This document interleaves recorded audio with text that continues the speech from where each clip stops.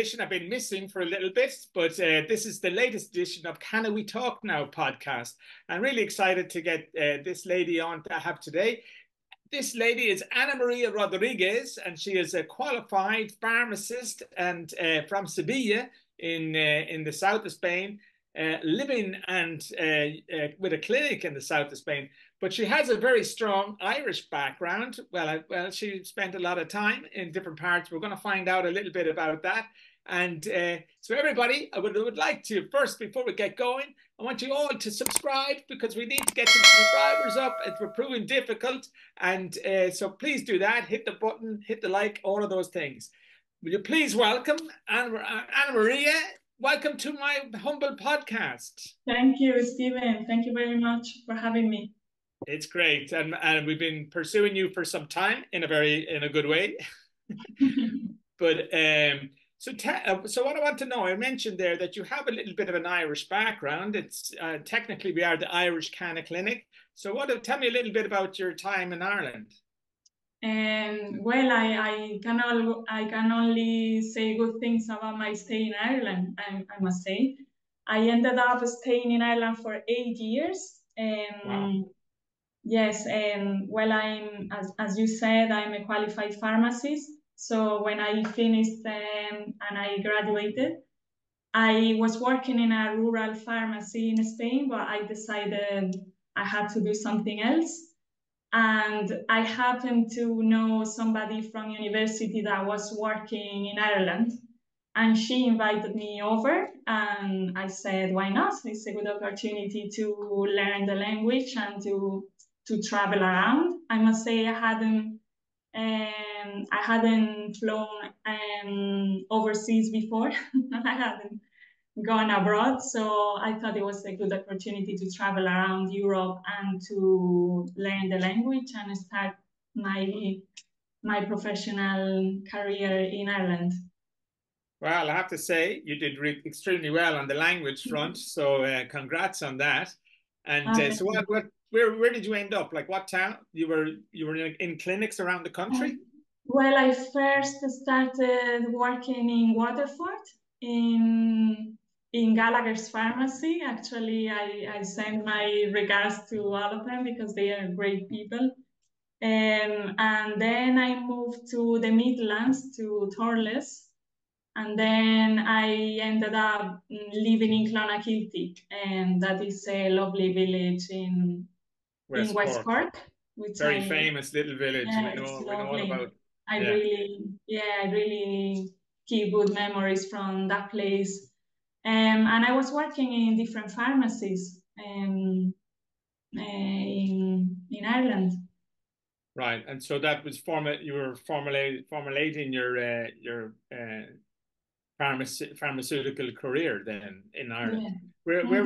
Where did you graduate in Ireland or No, I graduated in Spain, in Granada, in 2006.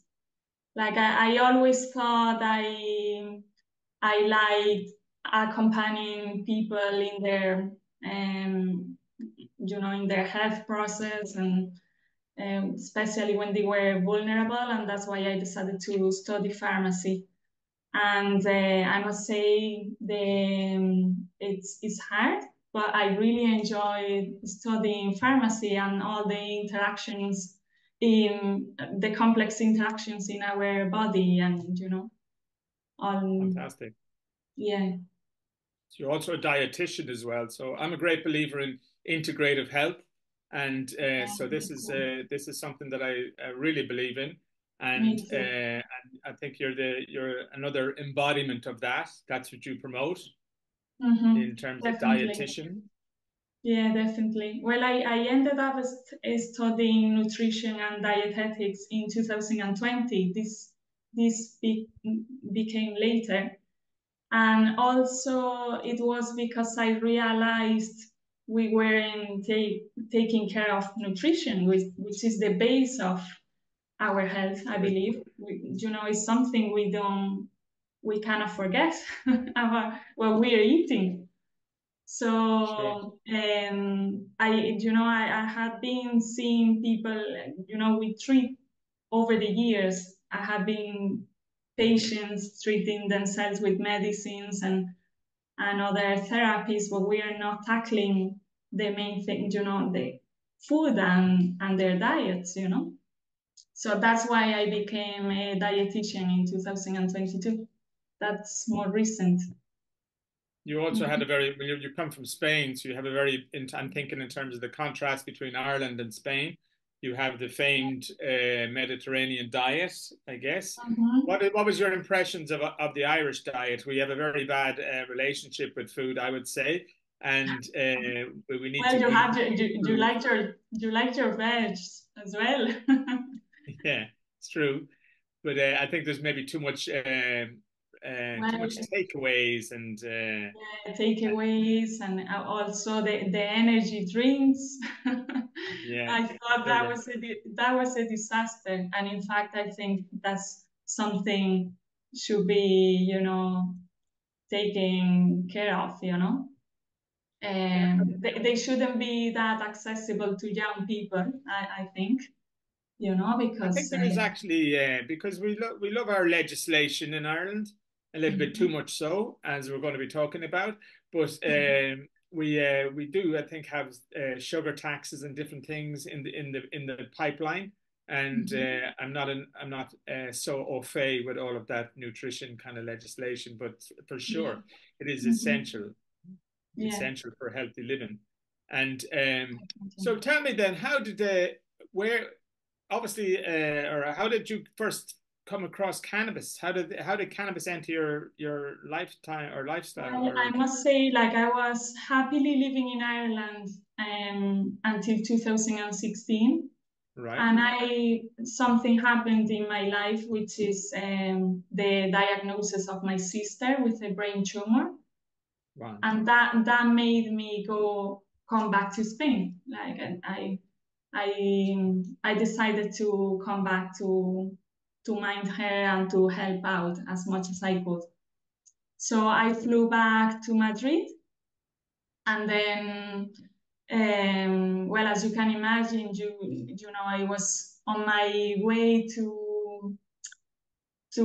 search other therapies that could help my sister, because she had a severe brain tumor and also refractory epilepsy, secondary to the treatment. And I came across a patient organization,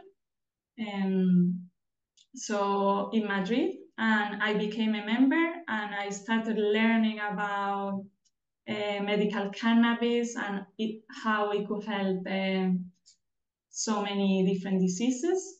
So the more I read about it and the more I learned about it, the more fascinating I found it. I couldn't stop learning about it, and I got then in contact with the how do you call it, the Spanish Observatory of Medical Cannabis, and I got trained.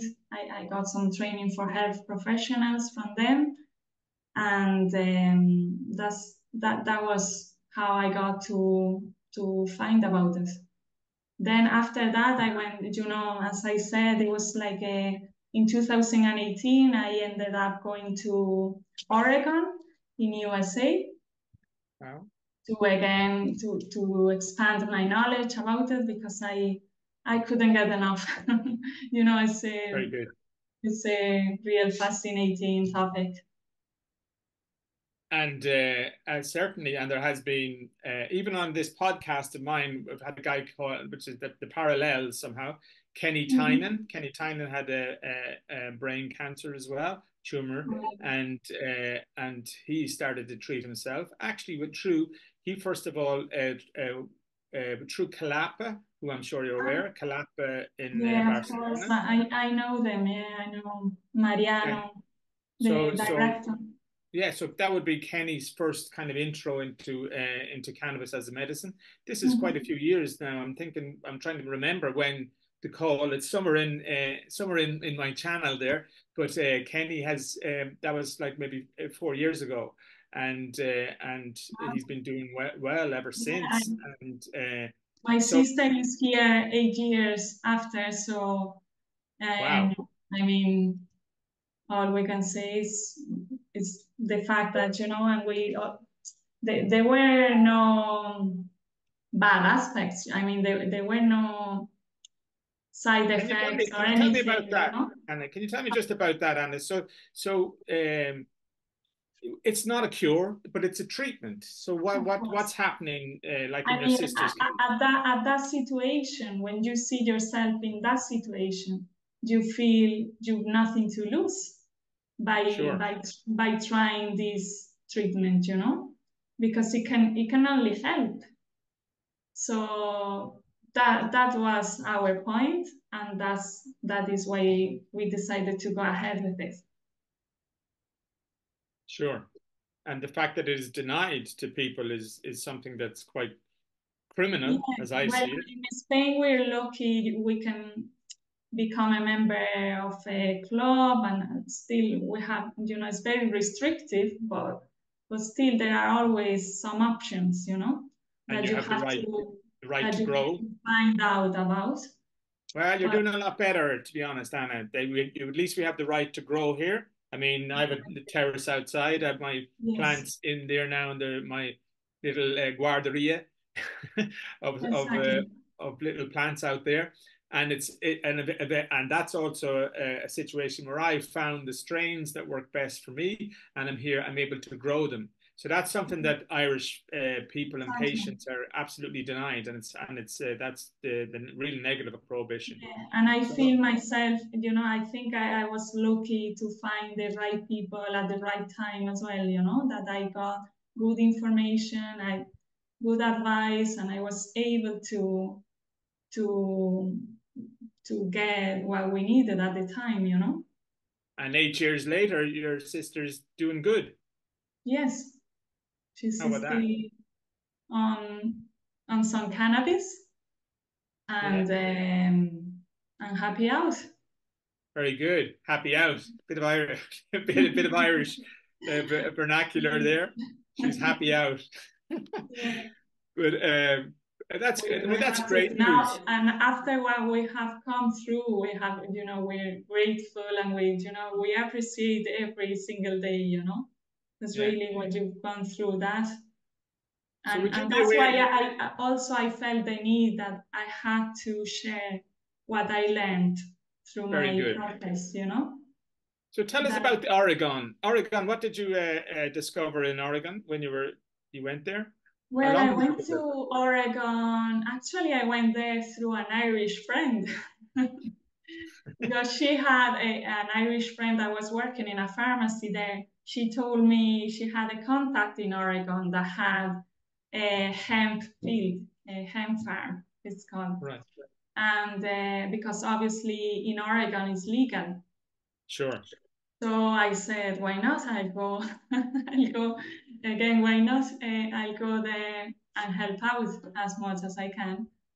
And I learned a lot. Like I was working from the harvest, like from harvesting to being in the lab. I had the Wow. opportunity to be in the lab as well, Proper. extracting the active ingredients, so that was really interesting. Wow. Proper hands-on. Yeah. For So how this is long? yes, that's amazing that you've got a real understanding of the plant and the dynamics of everything Mm-hmm. that's in the plant. Mm-hmm. Yeah. I It's that's incredible, not that because was this is really good. because And in cannabinoids. fact, I thought in Oregon it's legal, but then they also need, the way education there is all private, so they do need qualified people. In fact, they wanted to recruit me to stay there, but Very then good. I decided to come back because of my sister again. But then they had the plan. It's the opposite than here, if you know what I mean. They have the access to the product, but then they don't have the education and the knowledge. We have the knowledge, we don't have the access.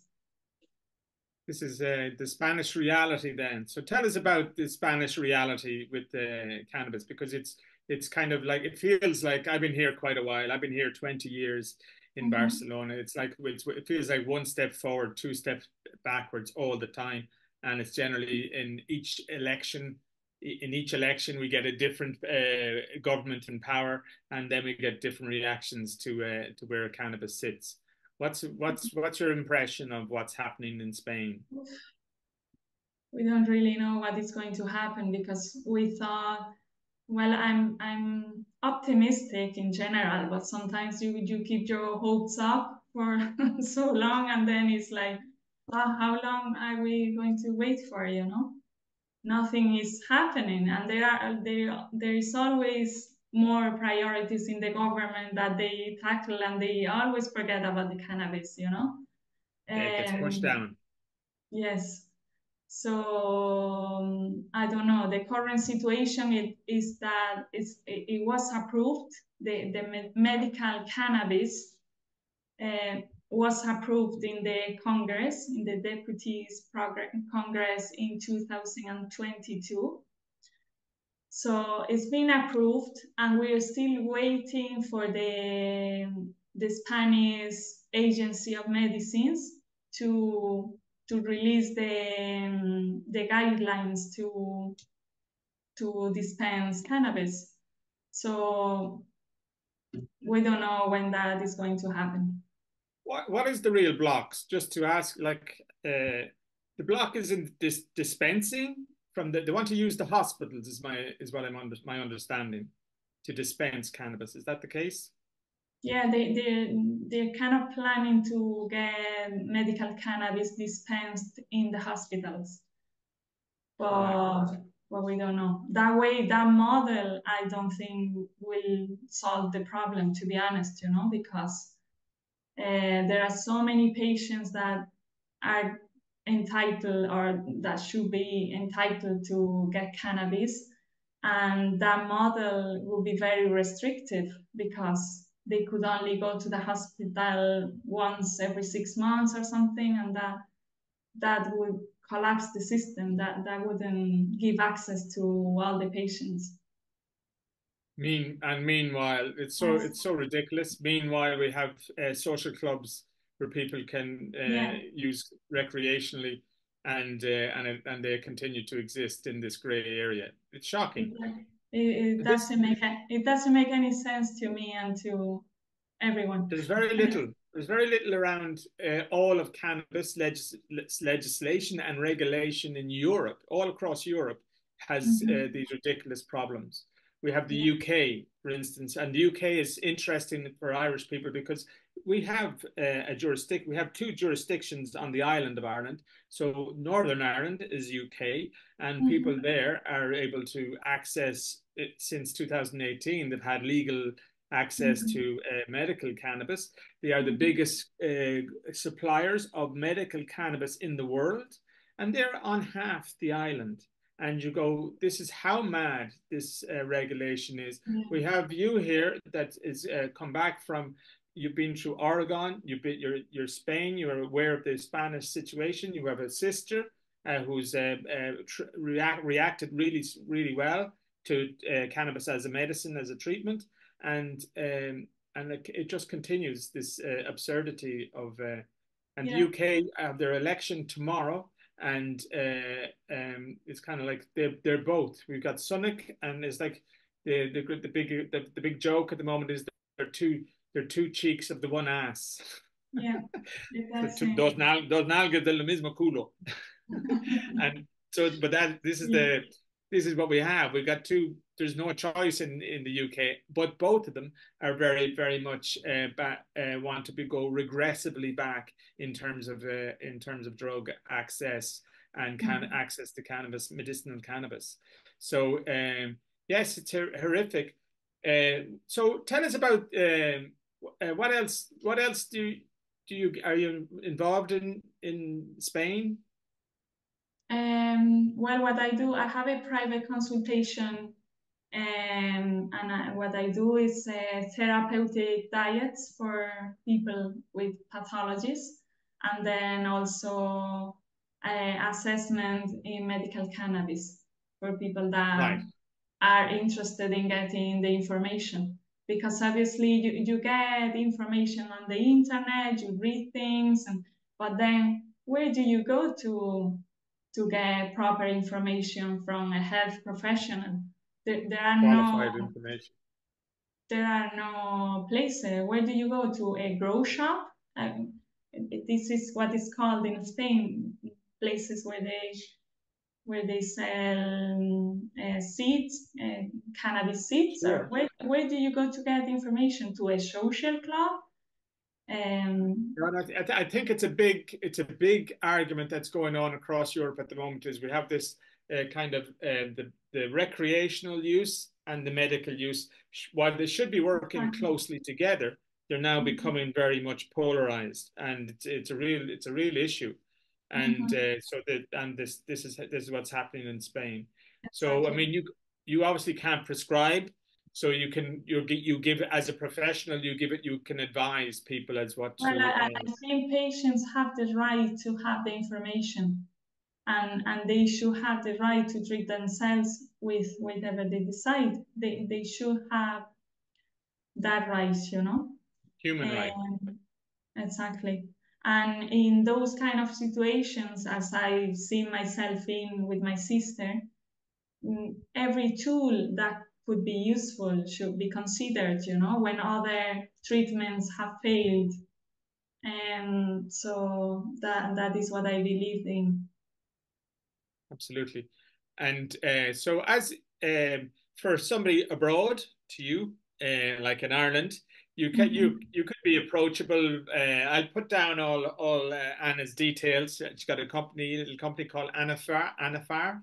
.es, and so I'll put down the details in the description. But people can contact you, and certainly I think this is going to be really interesting for people who cancer is such a prevalent condition, in across the world, and we're only, I don't know, a couple of degrees of separation from somebody, a cancer patient, and so people might find it, interesting or very certainly valuable to talk with somebody who has real experience in that regard.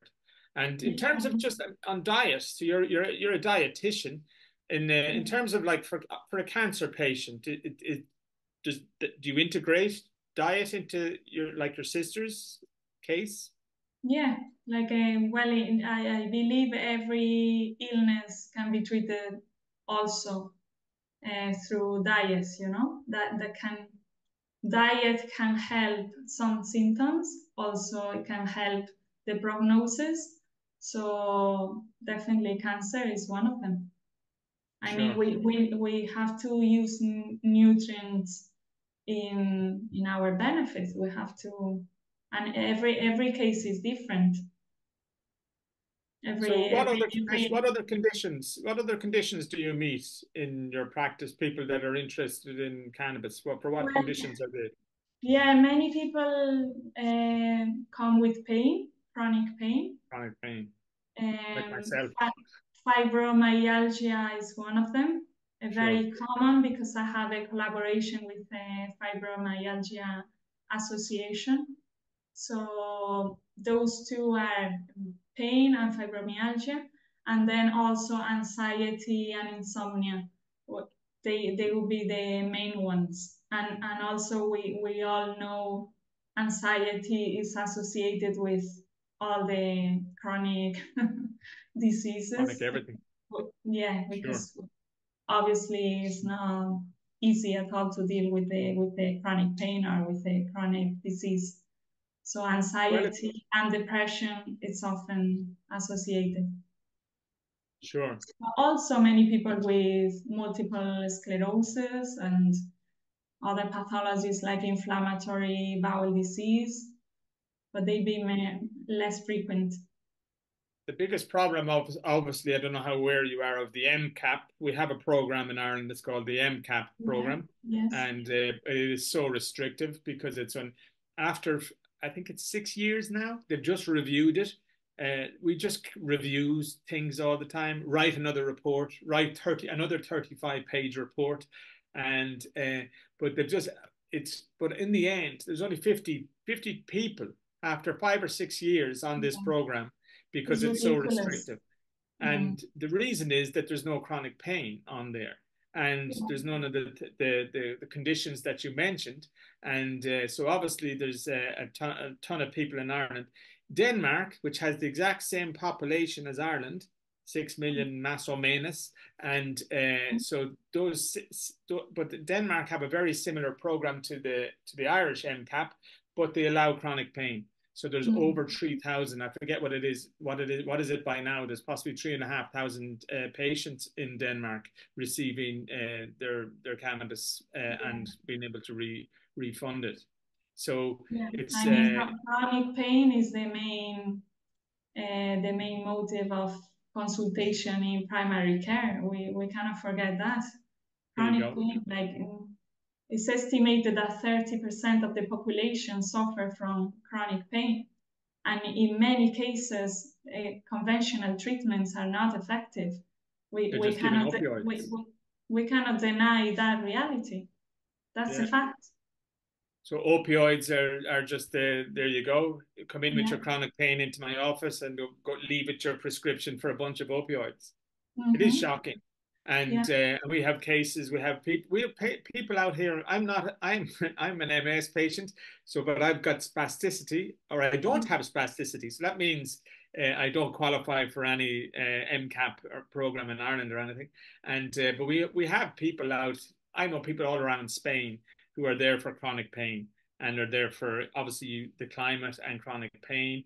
The climate is in the west of Ireland. I'm sure you're very aware that we have this prevailing very difficult winters, and so people, but their people are generally here for to treat their pain and using the social clubs. So it's again, we're not going to fix any of these. This is for legislators, and the thing that we know now is that a German legislator, the health minister of Germany, Karl Lauterbach, he decided that he was going to more, but he was motivated by removing the money out of from the drug gangs, and so that was his main primary motivation for him seeking legalization in Germany, which is now legalized. We are now in July, and it's been legal since April. And interestingly, the Euro Cup is going on, and they're asking people to stop drinking and to go to have some cannabis instead of drinking because of less fighting in the terraces and stuff. But so he decided to pursue that, and he got it passed. And when it passed, that was the thing that he said. He said, at least if we get the money out of the drug gangs, then we've done an amazingly good service. And so there is no excuse for politicians across from Ireland and forever. They can do this if they have the moral courage. They have the moral courage. They can change things. It's understandable at this point. It's like so the shocking thing for us, like the one thing the reason I wanted you to come on, Anna, was just to demonstrate that because people will have perceptions, because we have the social clubs. Barcelona has 200 social clubs, and people will come on holidays to Barcelona that we know, they know that there's cannabis kind of available across the social club system and all of that, but people don't really understand. You're still having difficulty. Patients in Spanish patients are still having difficulty.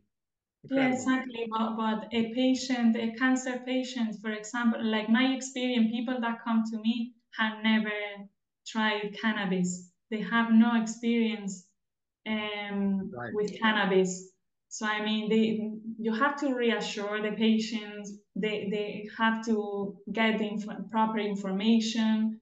I mean, they cannot just go to a social club to, what would they do there? Like, social clubs in Barcelona, Stephen, they are not placed for a patient that is suffering from cancer.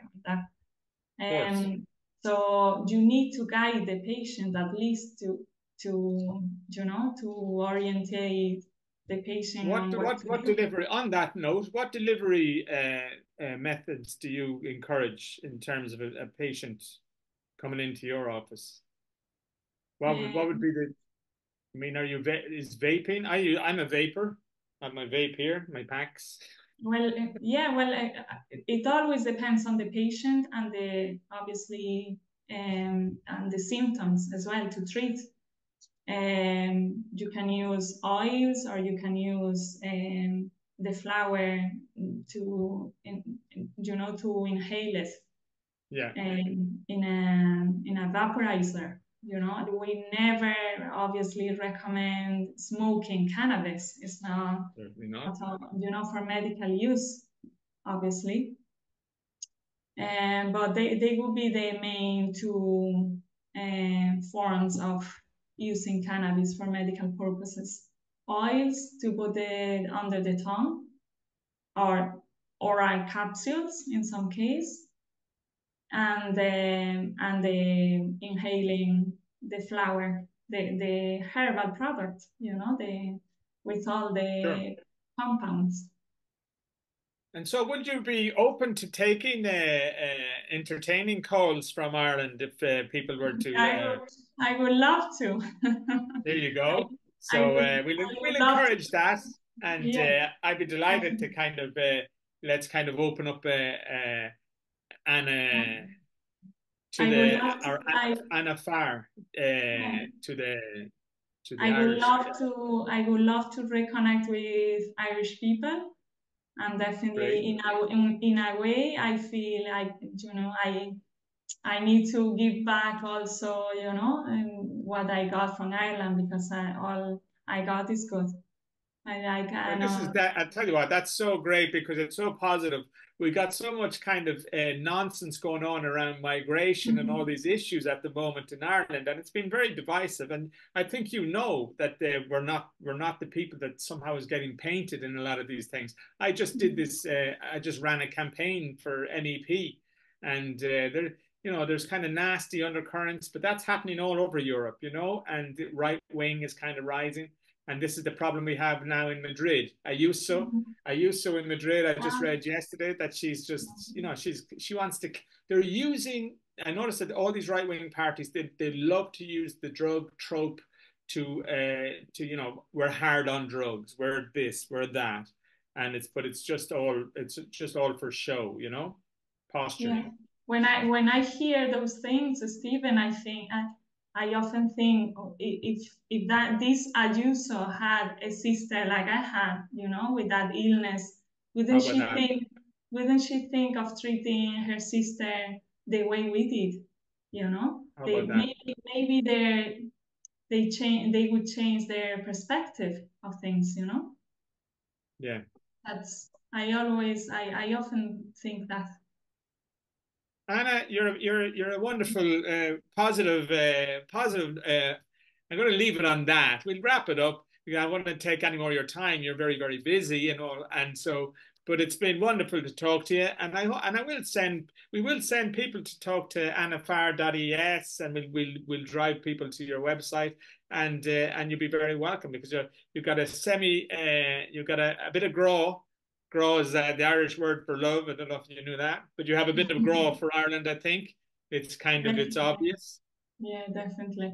Certainly West Cork and Clonakilty, I'm a big. A bit of a mixture. Yeah, but it's great. That's interesting. So you've been around from Waterford over to over to Thurles and all these things. It's good. That's what we want. And look, Anna, it's been a pleasure. Let you Me back too. to have your day, and so we'll talk. We'll talk very, very, very soon offline. Yeah. Thank you very much, Stephen. It's been a pleasure.